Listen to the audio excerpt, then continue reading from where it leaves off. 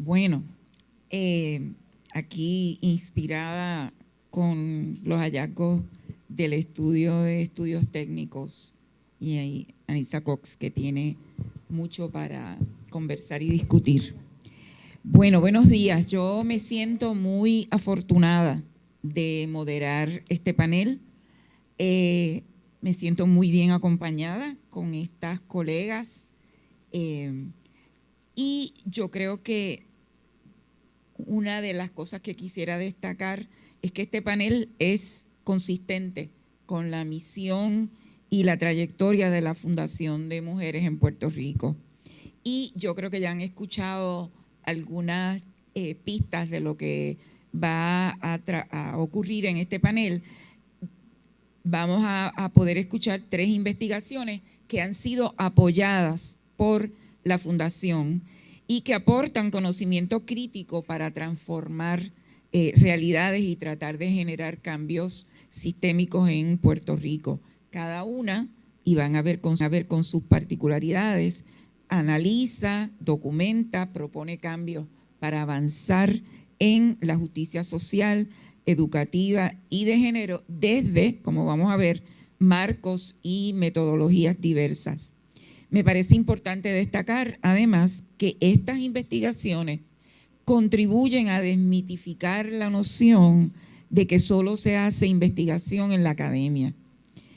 La doctora Virgen Ramos, la primera de izquierda a derecha, presentará la primera investigación, Siempre Vivas Room, que sistematiza un modelo de apoyo a sobrevivientes de violencia de género desde la universidad con el auspicio de Fundación Comunitaria de Puerto Rico. Presenta los resultados finales de un proceso de sistematización que tanta falta nos hace con cada una de las organizaciones con las que trabajamos, que recoge las mejores prácticas, los retos y los aprendizajes acumulados en un periodo de 15 años, desde el 2005 hasta 2020. El estudio fundamenta un modelo replicable de servicios integrados con perspectiva de género y formación académica. La doctora Virgen Ramos obtuvo un doctorado en Psicología Social Comunitaria por la Universidad de Puerto Rico y posee una maestría en Trabajo Social de la misma institución. También completó estudios doctorales en Perspectiva de Género de la Universidad Complutense de Madrid y tiene formación en dramaterapia, teatro, expresión corporal y música. Ha sido docente en la UPR y en otras universidades y ha trabajado en organizaciones gubernamentales y comunitarias como la Comisión para los Asuntos de la Mujer y la Casa Protegida Julia de Burgos. Ha participado en investigaciones y proyectos educativos y comunitarios dirigidos a niñas, jóvenes y adultos. La segunda investigación, van a ver también que cada investigación está en una etapa distinta y eso me parece que es interesante para apreciar los métodos, pero también apreciar la importancia de generar hallazgos trabajándolos con rigurosidad. La segunda investigación fue realizada por el colectivo ILE y explora el impacto del racismo estructural en juventudes afrodescendientes de 18 a 24 años y ofrece bases sólidas para el diseño de políticas públicas. Y Miriam, como ex estudiante mía, sabe la importancia que le daba yo en los cursos a incidir en políticas públicas para atender de manera interseccional las inequidades raciales y de género y que promuevan condiciones de vida dignas para las comunidades racializadas. Miriam Frangé Morales Suárez representa a ILE. Ella es psicóloga social comunitaria, facilitadora y ser creativa, negra, queer, afrofeminista, nacida y criada en Boriquén. Y posee una maestría en Psicología Social Comunitaria de la UPR Río Piedras y un certificado en estudios afro-latinoamericanos del Hutchins Center en Harvard. En el colectivo ILE coordina los procesos de documentación, investigación y educación antirracista. Ha coescrito publicaciones recientes sobre afrofeminismo, aborto, violencia racializada y colorismo. Por último, conoceremos la investigación del Observatorio de Equidad de Género, que presenta los resultados de su monitoreo de feminicidios en Puerto Rico para el año 2024. Este esfuerzo no solo visibiliza la magnitud del problema, sino que también provee información para la prevención de violencia de género que permita que el Estado asuma la responsabilidad que debe asumir. Sus hallazgos apuntan a la urgencia de reformas en las políticas de justicia y seguridad pública. Stephanie Figueroa, a mi derecha, presentará el estudio.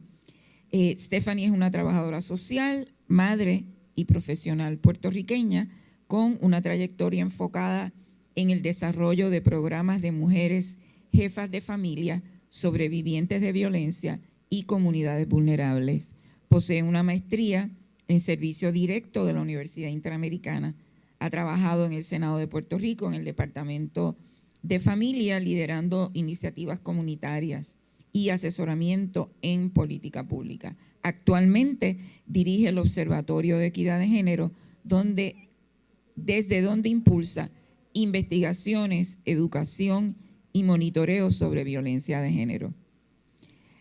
Con estas 3 investigaciones tendremos un recorrido que va desde la sistematización de modelos que pueden ser implementados en otras entidades hasta el análisis de inequidades raciales y de género y la producción de datos vitales para la prevención de la violencia. Cada panelista va a tener 20 minutos para su exposición. Yo voy a monitorear muy activamente el tiempo y les avisaré a cada una cuando le queden 5 y 2 minutos. Luego tendremos un espacio de conversación en el que podremos hacer preguntas y comentarios. Con ustedes, Virgen Ramos. ¿Me escuchan? Sí. Buenos días a todos. Como dijo Blanca, mi nombre es Virgen Ramos Rodríguez y soy la persona que desempeñó las labores de investigadora principal de la sistematización de experiencias en el programa Siempre Vivas en el recinto universitario de Mayagüez, de la Universidad de Puerto Rico, y que las compañeras titularon Siempre Vivas Room, aprendizajes desde una práctica feminista para acompañar, educar y transformar. Primeramente debemos comenzar esta presentación señalando que es Siempre Vivas Room. Es un programa feminista de servicios de apoyo a sobrevivientes de violencia de género con un enfoque comunitario que vincula dichos servicios con trabajos de prevención en un contexto académico basado en la metodología de aprendizaje-servicio. Fue fundado por la profesora Luisa Seijo Maldonado con la colaboración de estudiantes voluntarias, además de docentes de la UPR en Mayagüez, en proyectos de investigación-acción participativa a finales de la década de los 90.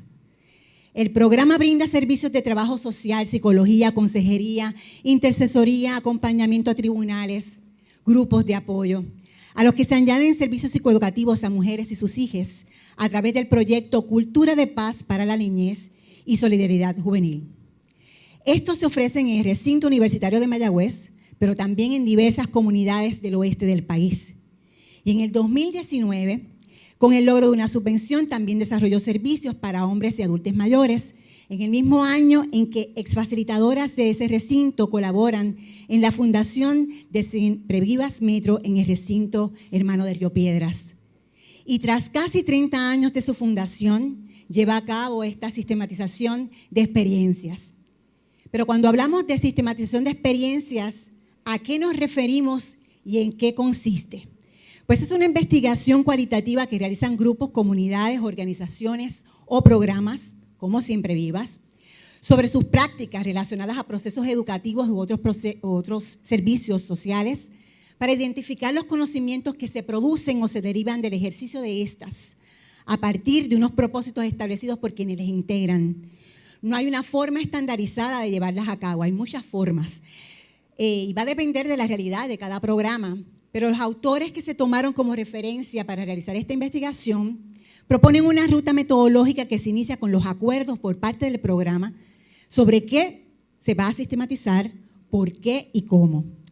Luego se realiza una recuperación histórica de las experiencias a través de los estudios de documentos que registran información sobre estas, pero principalmente mediante la reconstrucción de narrativas o testimonios de personas que han participado o han estado involucradas de diferentes formas a estas prácticas a estudiar. Las informaciones generadas se analizan en una reflexión crítica que las pone a dialogar con la teorización existente sobre esas prácticas para hacer unas interpretaciones que lleven entonces a establecer esos principales planteamientos teóricos que se derivan de las prácticas mismas. Se comunican los resultados, se redacta un documento o informe que presenta estos planteamientos, incluye también los puntos de llegada de la sistematización, que son las sugerencias y los aprendizajes, no desde la voz de la investigadora, sino de las múltiples voces, o de las voces, debo decir, de las personas que participaron en la investigación. El documento se constituye en algo vivo, porque se convierte en un instrumento de trabajo para el programa, para tomar acciones o elaborar proyectos o productos de acuerdo a sus propósitos. ¿Y cuál era el propósito de Siempre Vivas a realizar esta sistematización? Pues describir y validar teóricamente su modelo de servicios para que pueda ser estudiado y replicado en otros contextos académicos y comunitarios. ¿Y qué prácticas decidió sistematizar? Pues el equipo determinó estudiar prácticas relacionadas a los servicios de apoyo a mujeres sobrevivientes de violencia de género con su vínculo a experiencias de aprendizaje en servicios, que como dijo Blanca, en el periodo de 2005 al 2020. Y alrededor de ese eje temático articulador de la sistematización, se estudió la trayectoria de Siempre Vivas, enfoques teóricos y principios filosóficos, las principales características de los servicios de apoyo y metodología de aprendizaje en servicio aplicada en el programa, la efectividad de los servicios de apoyo y las experiencias de aprendizaje en servicio desde criterios establecidos conjuntamente con el equipo y desde la literatura, buenas prácticas, aportaciones, retos y sugerencias para el fortalecimiento del programa. ¿Cómo se realizó esa recuperación histórica de experiencias con 25 entrevistas semiestructuradas sobre los distintos ejes ya mencionados, a participantes de servicio, a estudiantes de bachillerato que se integran a través de sus cursos, voluntarios, estudiantes de práctica a nivel de maestría y doctorado, personal de recinto, colaboradores de los trabajos de Siempre Vivas, docentes y no docentes, y de la administración de recinto, específicamente al señor rector y decano del Colegio de Artes y Ciencias. Se realizó un grupo de discusión con las integrantes del equipo EQUIPA de Siempre Vivas RUN al momento de la sistematización, una recopilación y estudio de documentos que registran información sobre las prácticas, entre ellos reportajes, formularios, opúsculos, manuales, prontuarios, material audiovisual de entrevistas realizadas a la profesora Luisa Seijo Maldonado y de la celebración del 25 aniversario del programa. Igualmente, observaciones de los trabajos vinculados a los servicios de apoyo y de prevención. ¿Cuáles son los aspectos que caracterizan principalmente los servicios de apoyo y las experiencias de aprendizaje en servicio según se identifican en la sistematización? Pues basados en la perspectiva de género y el enfoque de derechos humanos, pero también junto a enfoques de interseccionalidad e interculturalidad que sirven de andamiaje al programa. Los servicios se caracterizan, número uno, por ser servicios centrados en las sobrevivientes, que además de situar su seguridad y bienestar como prioridad, muy particularmente visualizan a las participantes de servicio como sujetas activas de sus procesos de sanación, apoderamiento y servicios de apoyo, como acompañamiento en dichos procesos. Y asumen un enfoque no patologizante de los posibles efectos de la violencia de género, considerándolos no de forma aislada como un déficit personal de nosotras las mujeres, sino con relación a cómo se experimenta la violencia de acuerdo a los contextos socioculturales y a cómo se promueve sistemáticamente unas vulnerabilidades por factores de raza, etnia, clase, edad y otros que sabemos que interactúan con el género.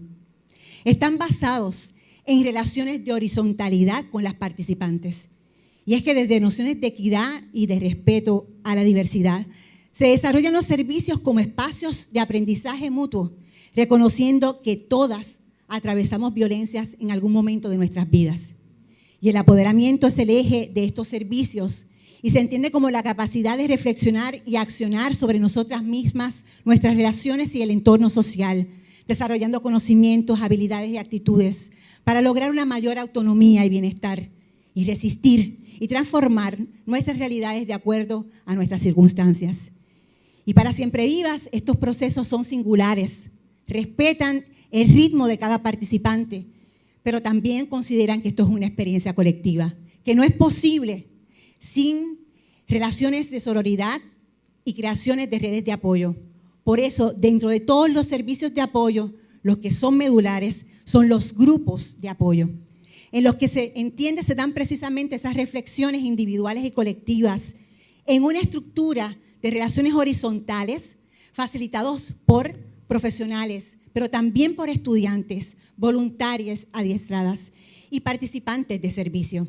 La membresía de estos grupos es diversa, hay personas de diferentes comunidades, preparaciones académicas, especialmente son intergeneracionales, es abierta a toda sobreviviente de cualquier situación de violencia de género y en cualquier momento de su proceso de sanación y apoderamiento.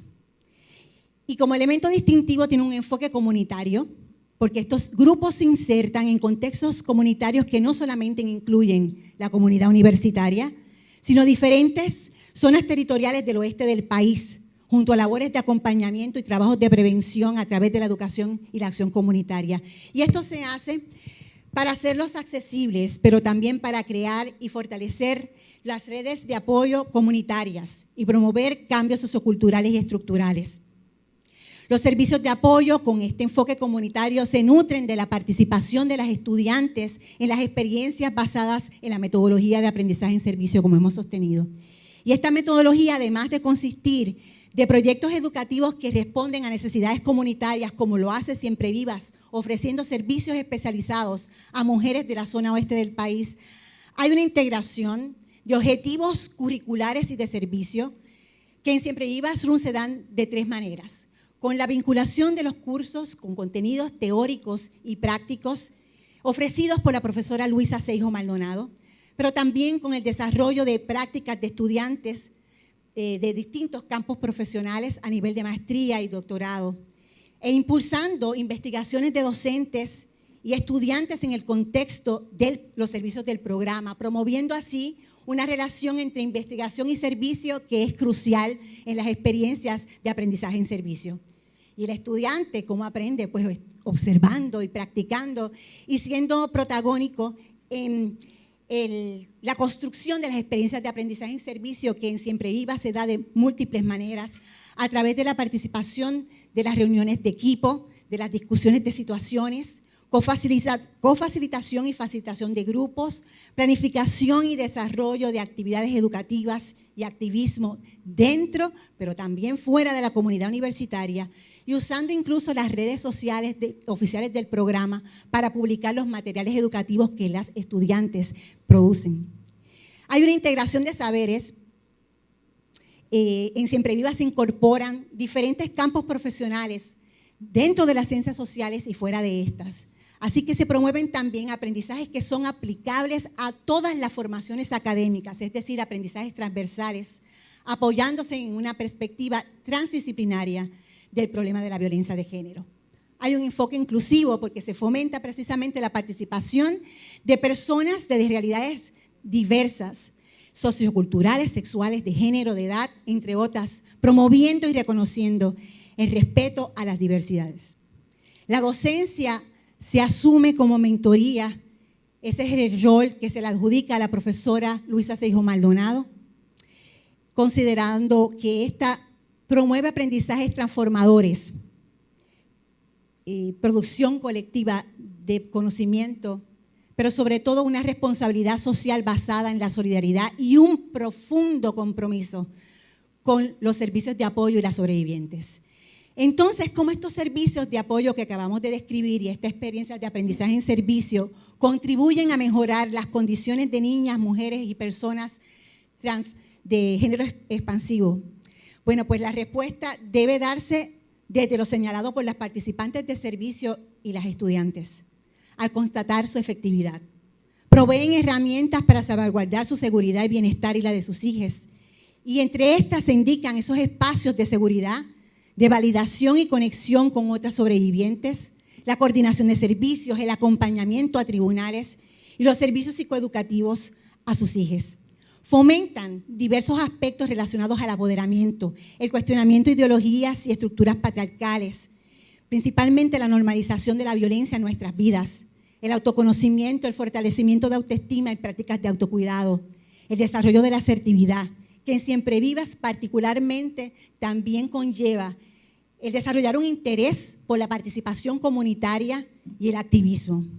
Autonomía en la toma de decisiones sobre diversos aspectos de la vida cotidiana, y las participantes mencionan relacionado a nuestros cuerpos, al ejercicio de la maternidad, a la organización de las relaciones familiares de formas diversas, asuntos laborales y autonomía económica, la creación de redes de apoyo, pero también constatan transferencia de perspectiva de género en diferentes proyectos cotidianos, en escenarios de estudio, en escenarios laborales que comprenden servicio precisamente a mujeres, a menores, a personas de la comunidad LGBTQI+, y otros proyectos en diversas áreas, tan diversas como desde la música, la literatura, la agricultura, la enfermería, entre otros.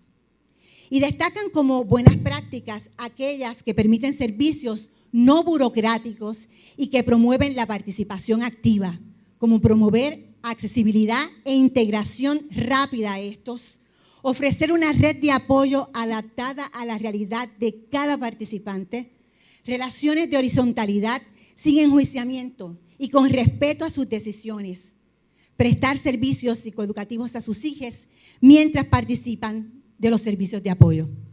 El estudiantado señala que el programa valora sus aportaciones y literalmente se señala que se apuesta a la juventud y fomenta experiencias educativas en el trabajo comunitario dentro y fuera del recinto, e identifican aprendizajes que redundan en el servicio de las poblaciones mencionadas, una mayor comprensión del problema de la violencia de género, habilidades de facilitación de grupos de apoyo, planificación y desarrollo de activismo y educación comunitaria y respeto a las diversidades y prácticas inclusivas.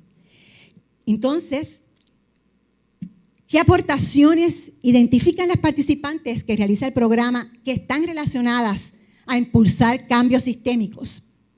Visibilizar el problema de la violencia de género dentro y fuera de la universidad a través de su activismo. Impulsar un acercamiento integral hacia la violencia de género que incorpora el desarrollo de servicios de apoyo individuales, grupales, con familias y en contextos comunitarios enlazados a trabajos de prevención que incluso se vinculan con los trabajos del Instituto Universitario para el Desarrollo de las Comunidades de Recinto de Mayagüez. Formar profesionales especializadas y lideresas feministas comprometidas con la equidad y derechos humanos, que trabajan en diferentes movimientos y organizaciones feministas del país, y por ahí hay unas cuantas. Integrar la Universidad de Puerto Rico, las comunidades, organizaciones gubernamentales y no gubernamentales, entre ellas otras instituciones académicas, en esfuerzos dirigidos al desarrollo de servicios de apoyo y trabajos de prevención, particularmente la educación con perspectiva de género y activismo.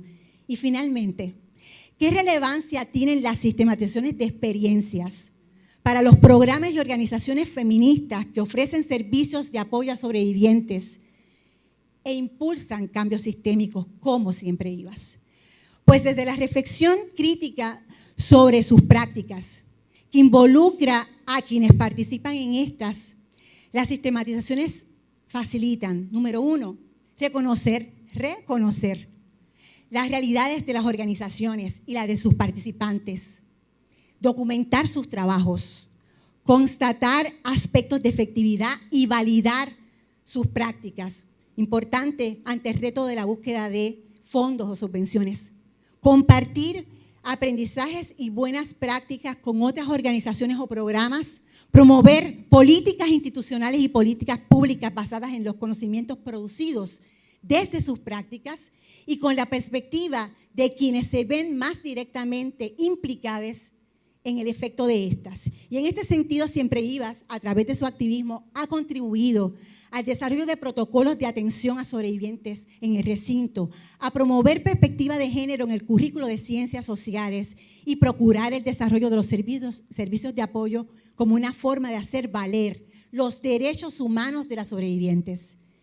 Identificar retos y sugerencias o propuestas para responder a estos y trazar planes de ruta para fortalecer el desarrollo de los programas y organizaciones.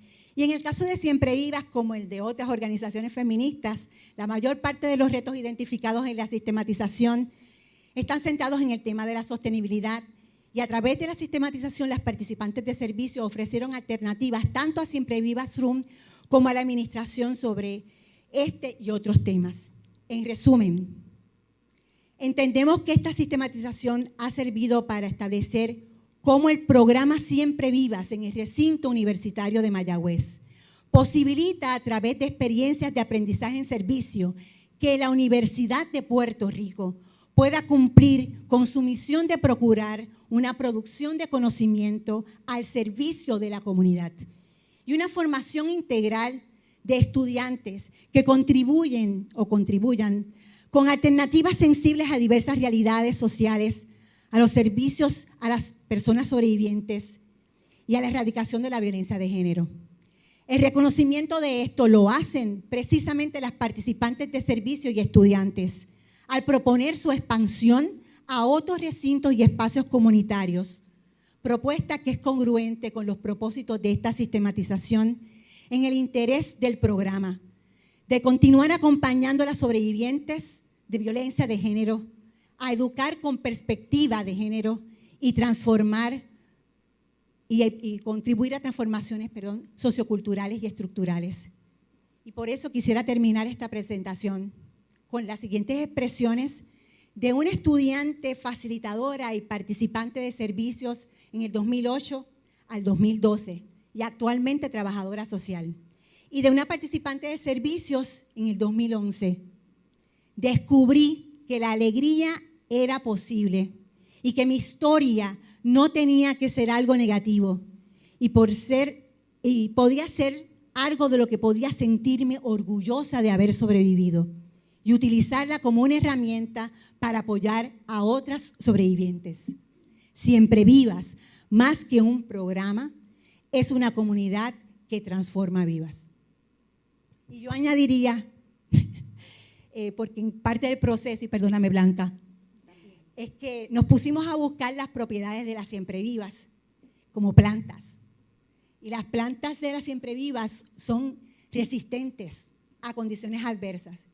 Y a pesar de que el nombre es un acróstico, servicios de investigación, educando a mujeres para elegir una vida verdaderamente suficiente, yo no encuentro que pudiese haber un mejor nombre para este programa que Siempre Vivas.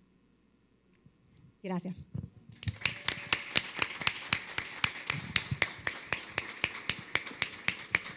Gracias, Virgen. Vamos a tener oportunidad de conversar al final de todas las presentaciones, así que por favor anoten sus preguntas, comentarios y recomendaciones para ese momento. Pasamos a Miriam para que presente su investigación con ILE. Buenos días a todas y todos. Yo voy a estar hablando un poco de la investigación que estamos haciendo desde Colectivo ILE en colaboración con el Instituto de Investigaciones Interdisciplinarias y nuestra compañera Mariluz Franco Ortiz, que también es parte del Colectivo ILE, ¿verdad? Y con el apoyo de la Fundación de Mujeres. Esta investigación es explorando percepciones de bienestar y el impacto del racismo en el bienestar de las juventudes adultas negras y afrodescendientes en Puerto Rico. Como se ha hablado, pues estamos en una etapa en la que estamos haciendo, ¿verdad? Recopilando los datos, teniendo los diálogos, así que estamos en esa fase intermedia, así que hoy voy a darle un trasfondo de lo que nos llevó a llevar a cabo esta investigación y pinceladas de las cosas que hemos recopilado, de reflexiones sobre los procesos que todavía se continúan dando con la investigación. Importante, pues, también agradecer a mis compañeras que están aquí, Mayra Díaz Torres y Kimberly Calderón, que también forman parte de ese equipo que estamos llevando a cabo este proyecto. Presentando un poquito, ¿verdad? Colectivo ILE es un colectivo que lleva sobre 33 años haciendo trabajo antirracista y decolonial, y que, ¿verdad?, hemos estado en esas reflexiones porque muchas de nosotras que somos parte del colectivo pues somos afrofeministas, partimos desde nuestras propias experiencias para generar cambios, ¿verdad?, a nivel individual, colectivo y también institucional. Este colectivo estamos dedicados al trabajo comunitario antiopresivo y al desarrollo del liderato en Puerto Rico y en comunidades latinas, ¿verdad?, en Estados Unidos y en islas del Caribe cercanas.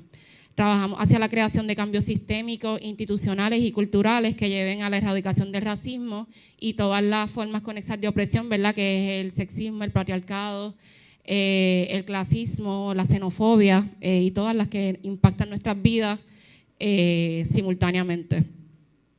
De esta visión abarcadora, nuestras metas son desarrollar y apoyar el liderato de base comunitaria y apoyar también organizaciones que luchan contra la opresión igual que nosotras. Promovemos esa organización comunitaria a través de procesos que lleven a la autodeterminación y al bienestar y al desarrollo integral de todas las que componemos ese tejido social.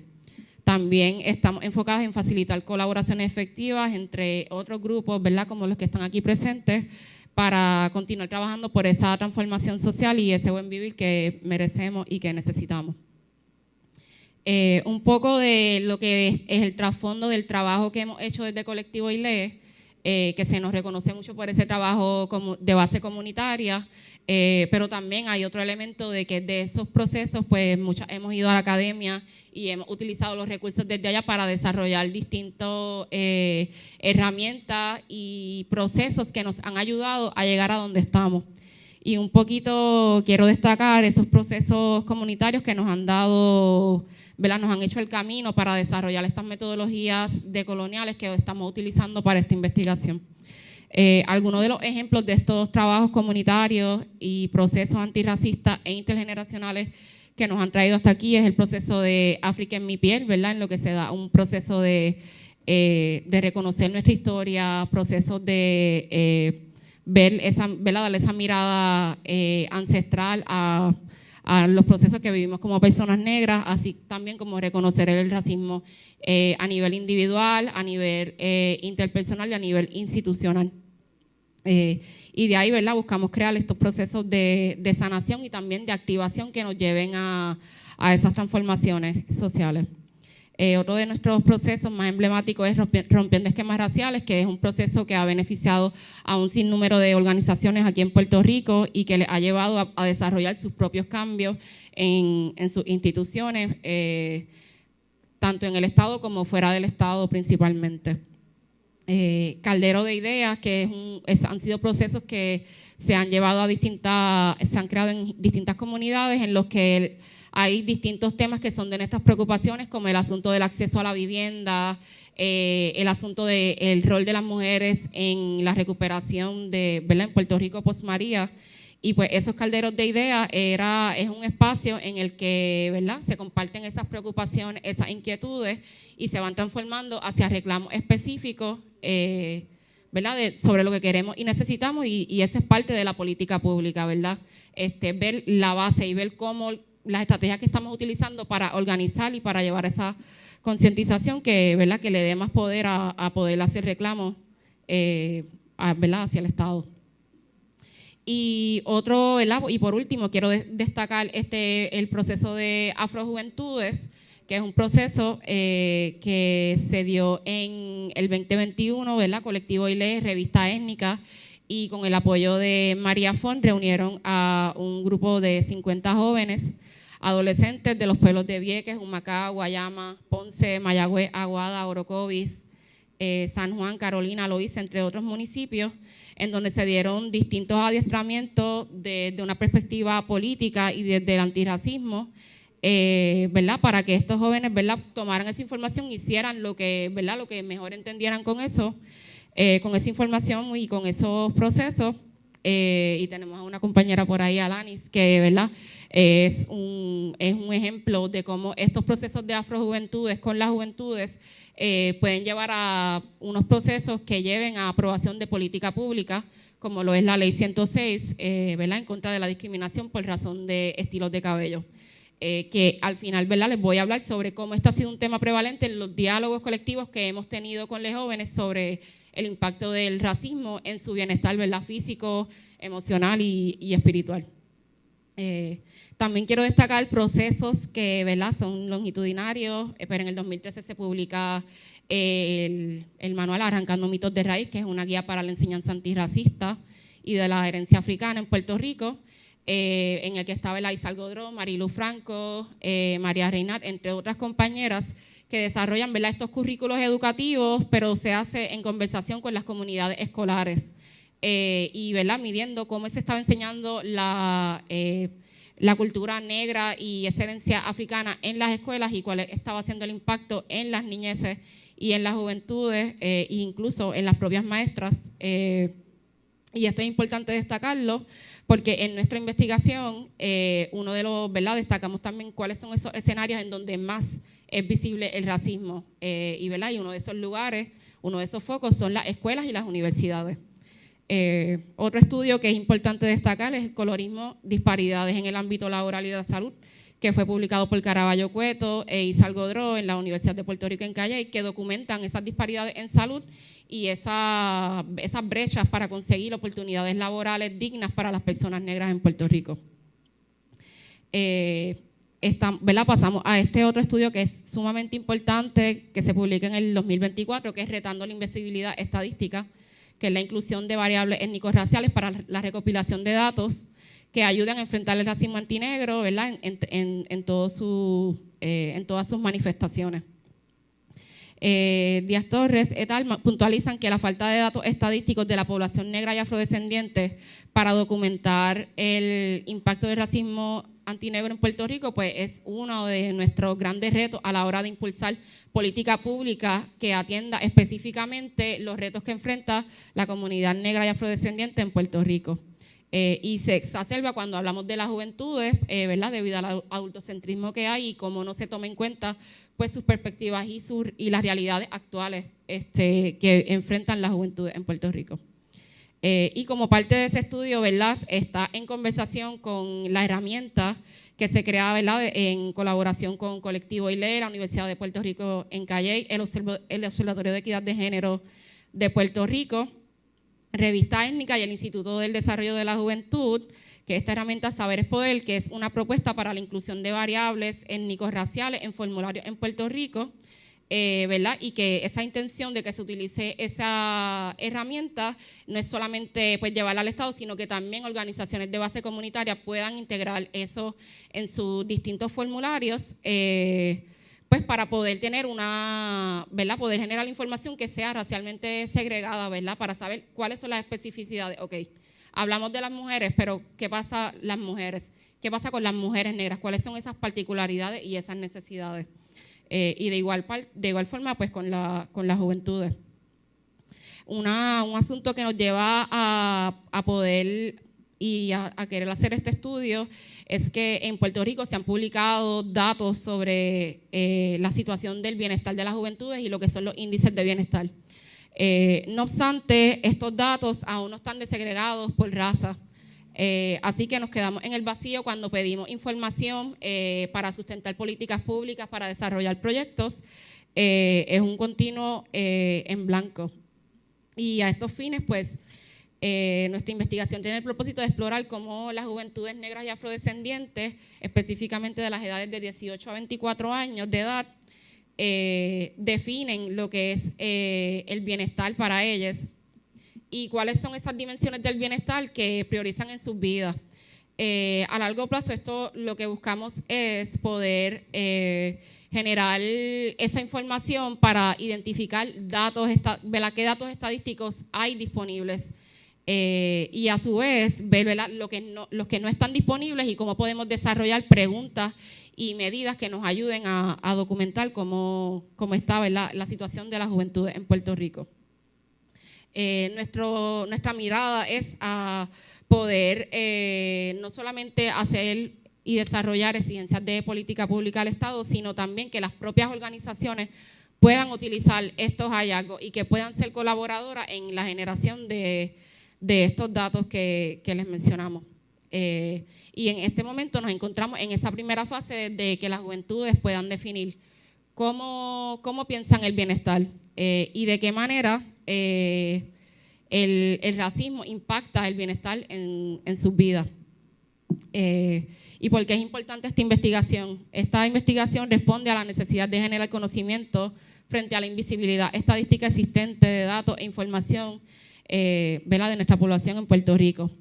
Hay organismos internacionales que han desarrollado, ¿verdad?, sus propios índices de bienestar de juventudes afrodescendientes, como lo es el Fondo de Población de las Naciones Unidas, la Comisión Económica para Latinoamérica y el Caribe, y la CEPAL. Estas organizaciones también apuntan a esa dificultad que presenta pues contar en un panorama en donde no se cuentan nuestras voces y nuestras necesidades.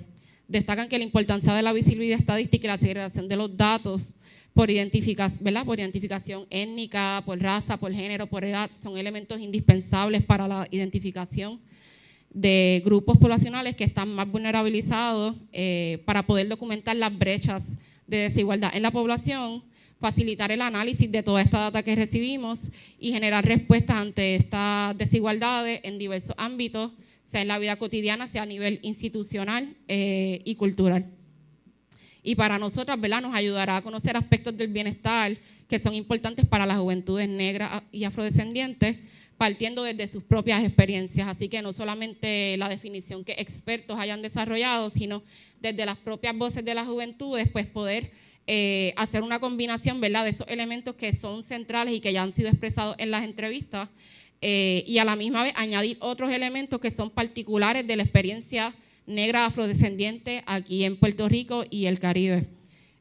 También servirá de guía para identificar información estadística relevante que pueda, ¿verdad?, darnos esas medidas o saber más a profundidad cómo está el bienestar ¿verdad?, de este grupo específico. Y, por último, apoyar y fortalecerá el trabajo de base comunitaria y el desarrollo de diversas estrategias para encaminar transformaciones sociales a favor del bienestar de la población negra y afrodescendiente aquí en el archipiélago. Las preguntas de investigación que nos hemos propuesto y que estamos, ¿verdad?, ahora mismo explorando es cómo las juventudes negras priorizan y definen lo que es el bienestar para ellas, cuáles son esos indicadores de bienestar, cómo afecta el racismo y la discriminación racial, el bienestar de las juventudes negras y afrodescendientes de entre 18 a 24 años, en el acceso a la educación, al empleo, a la vivienda, a servicios de salud, ¿verdad?, y a su salud en general. Y otra de nuestras preguntas, que también no nos gusta solamente partir desde el déficit, ¿verdad?, porque tenemos muchas riquezas, tenemos recursos de nuestra propia experiencia que nos ayudan a sobrellevar estos entornos que son desafiantes para nosotros. Nos preguntamos qué apoyos sociales y culturales experimentan las juventudes negras y afrodescendientes en Puerto Rico. ¿Cuáles son esos sistemas de apoyo? ¿Qué aspectos de la cultura, de la espiritualidad también sirve de apoyo al bienestar y que también, ¿verdad?, deben de ser apoyados en distintos procesos? Y las metodologías que estamos, ¿verdad?, llevando a cabo en este momento, se va a ver, ¿verdad?, en dos vías. La primera son los diálogos colectivos, que ¿verdad?, es donde está esa base fuerte en las metodologías decoloniales y ancladas en la educación popular, que se han desarrollado en estos procesos que mayormente han sido liderados por mujeres y personas de género expansivo en colectivo y leve, ¿verdad?, que unos ejemplos son, como les mencioné, los calderos de ideas, los diálogos y los juntes de saberes antirracistas. Así que en estos diálogos colectivos estamos convocando a jóvenes negras de 18 a 24 años que sean residentes en Puerto Rico. Lo importante es, ¿verdad?, un aspecto bien importante es que ellas se autoidentifiquen como personas negras o afrodescendientes, así que es por disponibilidad. Y el otro aspecto son el cuestionario en línea, ¿verdad?, que un poco lo rescatamos también de esas otras metodologías más tradicionales, pero era importante para nosotros poder aumentar, ¿verdad?, la cantidad de personas negras y afrodescendientes en este grupo de edad que pudieran participar de estos diálogos. Como les mencioné, pues estamos en ese proceso de llevar a cabo esos diálogos que, ¿verdad?, han sido unos procesos bien importantes, que han sido un proceso impactante en cierto sentido, ¿verdad?, que llevamos haciendo este trabajo, porque son esos espacios en donde se rompe esa horizontalidad, ¿verdad?, y de ahí viene lo de colonial, de romper con esa jerarquía, y se vuelven espacios de aprendizaje, de escucha, y en cierto sentido para algunos de sanación, ¿verdad? Y son espacios en donde hay una conversación de, Miriam, ok, si soy una joven negra y tengo una discapacidad y hay algunos momentos en que no sé por qué estoy siendo discriminada, como pudiera explicarme, así que darle esa explicación de no tengo las respuestas completas, te puedo hablar de la interseccionalidad, te puedo hablar de que todas las cosas están pasando al mismo tiempo, y pues ahí son esos procesos en que es, ¿verdad?, es dual, es como que hay unos aprendizajes mutuos que se están dando en esos procesos y que estamos rescatando esas experiencias y documentando también cómo el impacto del racismo ha sido a nivel emocional también, a nivel físico, y en contraposición, pues esas redes de apoyo que mencionan como que es el bienestar para ti, algo que nos ha sorprendido es como pues mi espiritualidad, cosas de mi cultura afro, mi espiritualidad, mi reverencia a los elementos, ¿verdad?, dentro de las culturas, las religiones de matriz africana. Así que cómo incluimos ese asunto en la conversación, cómo incluimos y apoyamos desde las organizaciones feministas y los movimientos esos procesos de sanación y de reparación que no van a venir del Estado, y que no lo vamos a poder poner en números. Así que hay un trabajo dual de rescatar lo que son los índices de bienestar y de seguir fortaleciendo el trabajo antirracista, afrofeminista, que reconozca las violencias y que también esté activo en cómo lo reparamos comunitariamente también. Y eso ha sido un poco de esos aprendizajes que hemos capturado y que estamos seguros de que eso, ¿verdad?, lo que hemos capturado en estos diálogos nos va a llevar a apuntar a políticas públicas específicas, no solamente que vengan del Estado, sino quienes están dentro de las instituciones educativas, quienes están dentro de las universidades, de las escuelas, de esos lugares donde pasa la violencia, ¿verdad?, más cruda, en los centros comerciales y la criminalización de las juventudes, quienes van a estar en esos escenarios para crear estos cambios. Y, ¿verdad?, nuestra misión y nuestro esfuerzo también va dirigido a cada uno de nosotros aquí, ¿verdad?, no solamente, ¿verdad?, mirar hacia arriba, sino cómo nos fortalecemos comunitariamente para seguir avanzando y transformando la realidad que vivimos las juventudes. Muchas gracias por escucharme.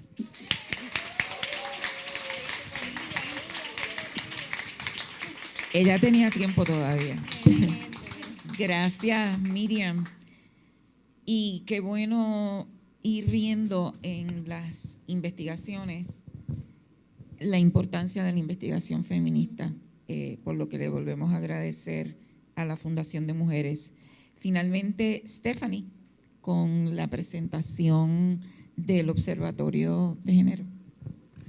Bueno, primeramente agradecerle a las compañeras de Fundación de Mujeres precisamente por apostar a la investigación y a los datos que ante una realidad que quiere invisibilizar las múltiples violencias es fundamental que continuemos apostando a la investigación. Gracias a las compañeras de la Junta que se encuentran aquí en el día de hoy y a mi compañera Débora que se encuentra también aquí acompañándonos. El Observatorio de Guía de Género es una organización sin fines de lucro que se gesta posteriores a los huracanes Irma y María, gracias al liderato de la licenciada María Dolores Tati Fernós, que en paz descanse, y organizaciones y mujeres feministas que estaban muy preocupadas por la situación de violencia que vivíamos en ese entonces y con la falta de información y de datos sobre feminicidios, desapariciones e intentos de feminicidio.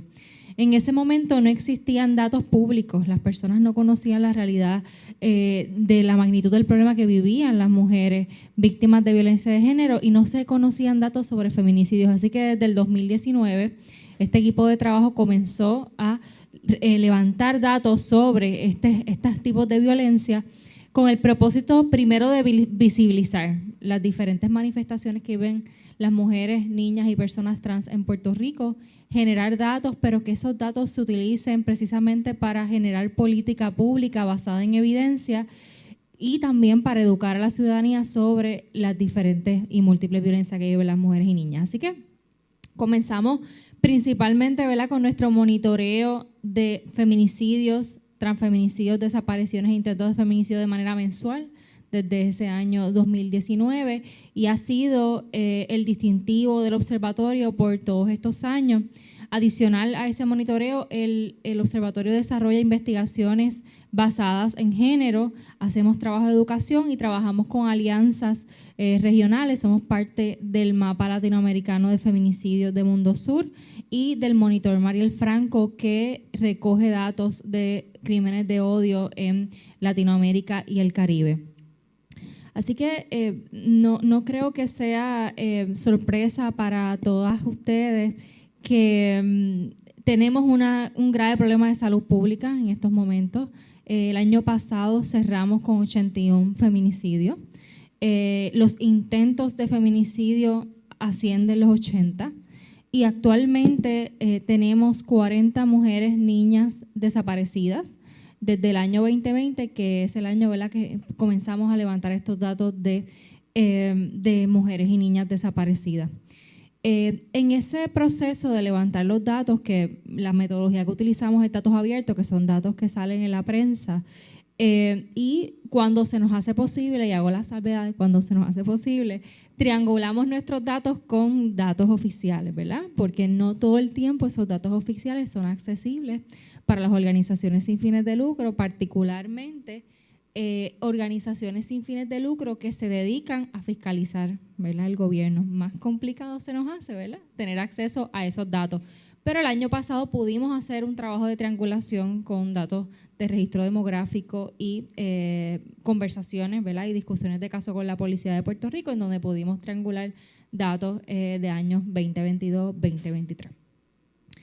En el trabajo de comenzar a levantar datos sobre feminicidios nos percatamos que aquí en Puerto Rico no se levantan datos de menores que sobreviven el feminicidio de sus madres, que son niños y niñas huérfanos y huérfanas, y el Estado no ha asumido una responsabilidad reparadora con estas poblaciones.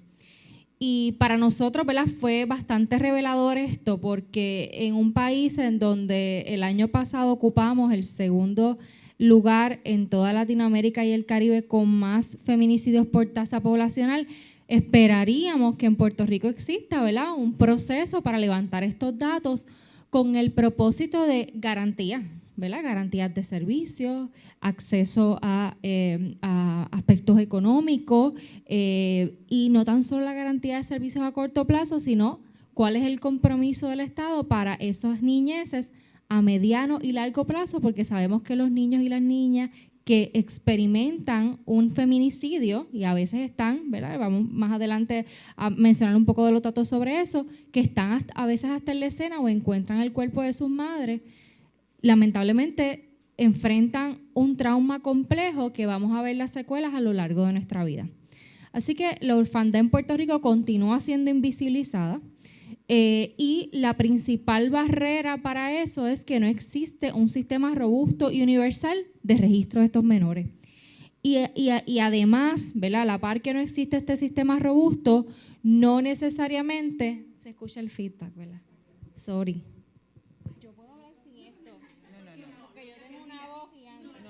Ok, a verla por las compañeras de eso.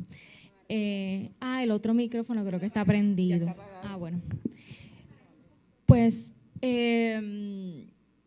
voy a tratar, pero sabes que uno sigue haciendo, ¿sabes? Adicional a que no existe ese sistema robusto de recopilación de información, hay una falta de investigación en cuanto al tema. No tenemos investigaciones cualitativas que recojan esas narrativas, esas voces de esos niños y niñas que sobreviven a la violencia. No hemos escuchado de adultos y adultas que han sobrevivido eso en su niñez, cuáles han sido las repercusiones a largo plazo. Y no sabemos cómo fue la respuesta del Estado ante ese trauma tan complejo que vivieron a lo largo de sus vidas. Así que esto, ¿verdad?, tiene mucho que ver con que en Puerto Rico no existe una política pública de reparación. como existe, por ejemplo, en Latinoamérica, Uruguay, Chile, Argentina, Ecuador, Colombia, tenemos referentes en Europa, pero en Estados Unidos no hay una política pública de reparación y obviamente, ¿verdad?, también eso incide en que nosotras acá en Puerto Rico no tengamos una política de reparación para estas niñeces que son huérfanas por feminicidio. Así que, ¿cuáles son las consecuencias de visibilidad? Ahí hablé de la investigación académica, la revictimización y el abandono, la ausencia de una información sistémica, sobre todo la fiscalización ciudadana. Si entiendo que no hay un problema, pues no hay un proceso de fiscalización, nadie está pendiente a esas niñeces, no hay protocolos específicos y sobre todas las cosas, eso influencia en la percepción general. Pensamos que como de parte del Estado no hay un reconocimiento de que tenemos un problema, pues entonces la ciudadanía también, pues ciertamente, ¿verdad?, replica esas líneas de pensamiento que vienen por parte del Estado. Así que, ¿cuál es la situación actual en relación a los desafíos que presentan? Mi presentación. Bueno, sí, la parte de las estadísticas, pero igual.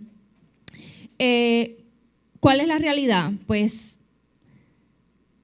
no sabemos acerca de cuál es el seguimiento que se le han dado a esas niñeces. Hay una ausencia de un enfoque interseccional y eso es lo que escuchamos en múltiples ocasiones. Por ejemplo, cuando hay un feminicidio que llega a la prensa, ¿verdad? Esta mañana estaba en una entrevista y estaba con un joven que sobrevivió el feminicidio de sus madres y su hermana, que es una adulta, fue la que encontró el cuerpo de su madre. Y decía, cuando sucedió esto, todo el mundo llegó a la escena, toda la agencia, pero ahora no hay nadie. Y esto pasó este año, o sea, esto es reciente.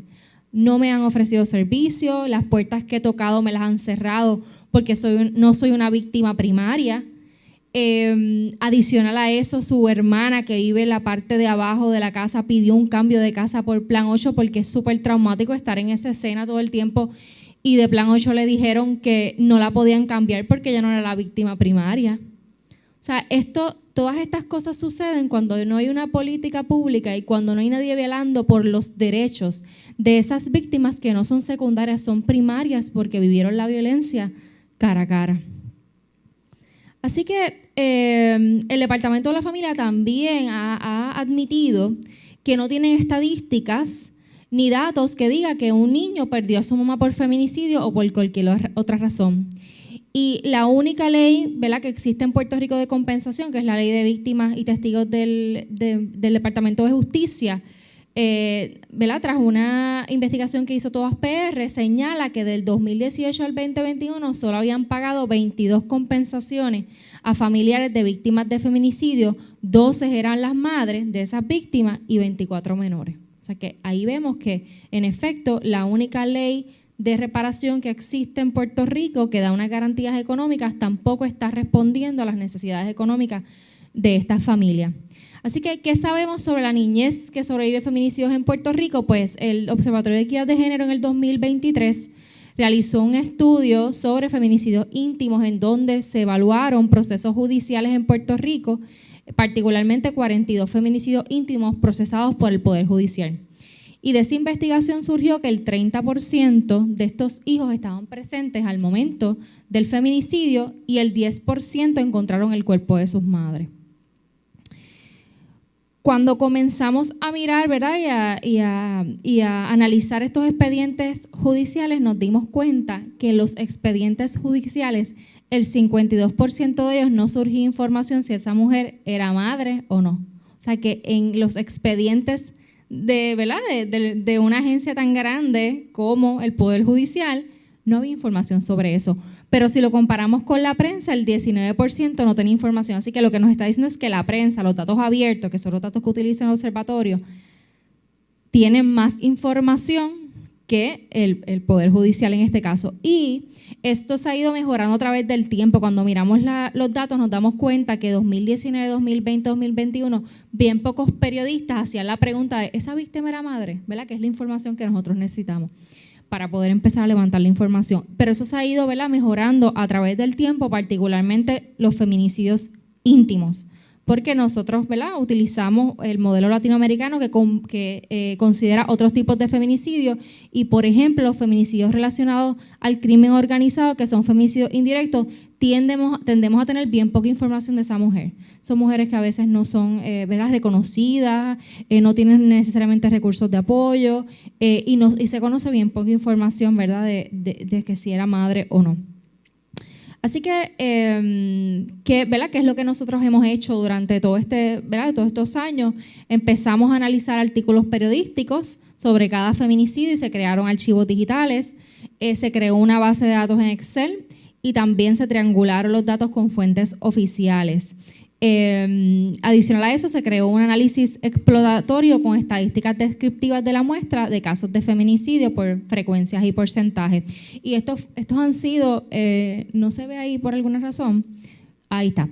Estos fueron los hallazgos, ¿verdad?, del análisis que recientemente hicimos, porque a pesar de que nosotros hacemos este monitoreo, ¿verdad?, constantemente cada vez que sucede un feminicidio, este año nos dedicamos a poder analizarlo, ¿verdad?, a mayor profundidad, y dentro de los hallazgos se encuentra que 153 menores se encuentran en orfandad.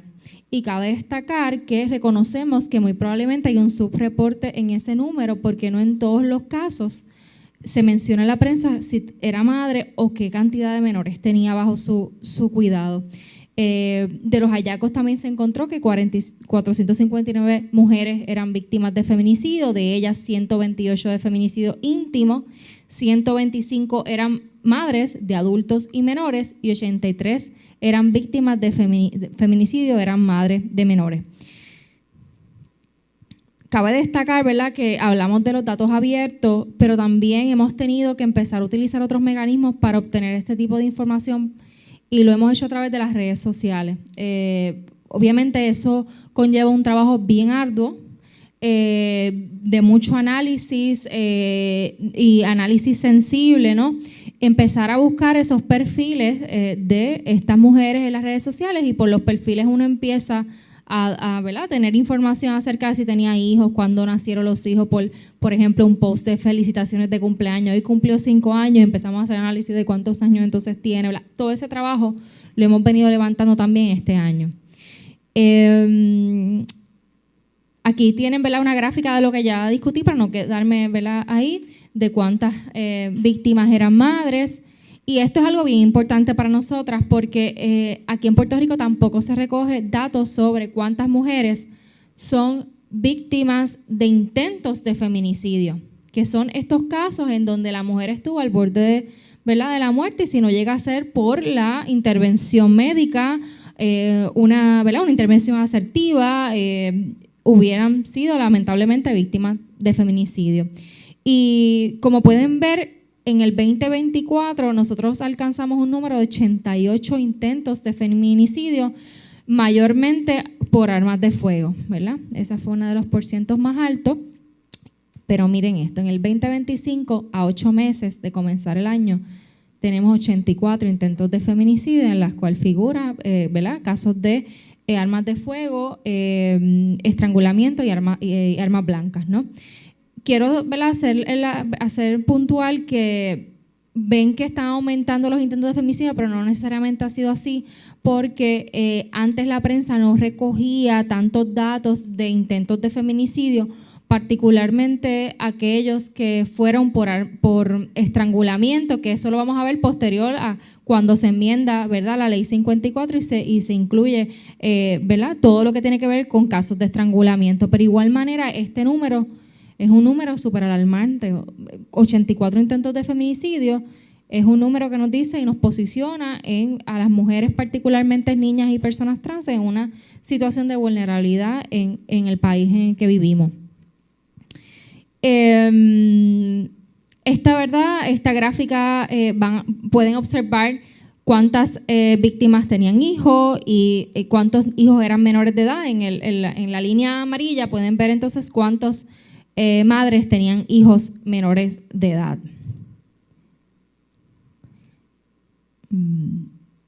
Así que algunas de las consecuencias de la violencia feminicida a las niñeces y familias, pues reconocemos y hablé acerca de las repercusiones a la salud mental que tienen a corto, mediano y largo plazo, pero también hay una relación entre la pobreza y la orfandad. Sabemos que las mujeres jefas de familia son las mujeres que sostienen los hogares a nivel económico también, y al esta mujer no sobrevivir, ¿verdad?, a un acto de violencia y ser víctima de feminicidio, pues automáticamente este niño y esta niña entra en una situación de vulnerabilidad. Así que a raíz de todo ese análisis que hemos hecho este año, nuestros próximos pasos, y a mí me gusta ser esperanzadora y confiar de que vamos a poder lograr esta investigación este año, hemos trabajado una propuesta que se llama Voces Silenciadas, repercusiones de la muerte violenta de madres en la niñez y juventud en Puerto Rico, que tiene como objetivo documentar los efectos que puede tener en la adultez joven la pérdida de la madre a causa de una muerte violenta por asesinato durante la infancia, adolescencia y juventud.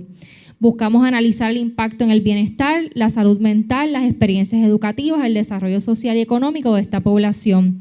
El propósito central del proyecto es comprender las necesidades específicas de estas personas, generar conciencia en política pública, particularmente ante un país donde no tiene una política pública reparadora, y visibilizar esta realidad con el fin de abogar por servicios informados en trauma, basados en evidencia, un enfoque de atención que reconoce y aborda los efectos del trauma, que les permitan procesar sus experiencias, acceder a oportunidades de vida y contribuir con el ciclo de la violencia en un futuro.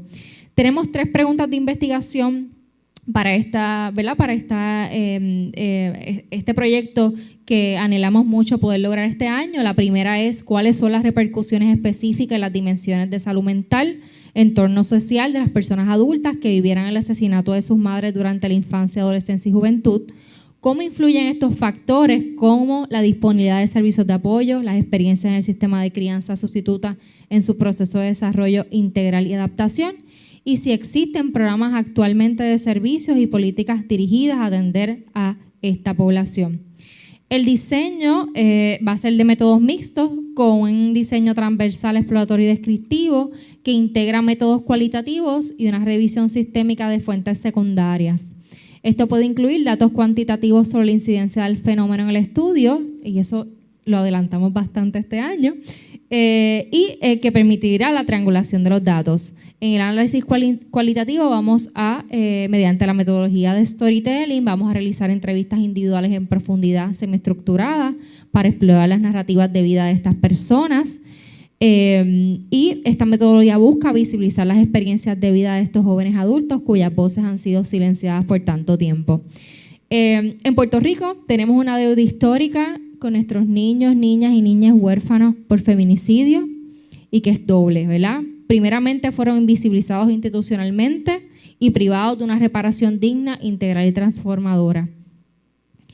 ¿Y por qué escuchar sus voces? Y con esto termino. Primeramente porque han sido silenciadas por el dolor, el estigma y la negligencia institucional, porque sus relatos son testimonios de resistencia, dignidad y verdad, y porque solo desde la escucha profunda podemos construir políticas que reparen, acompañen y transformen.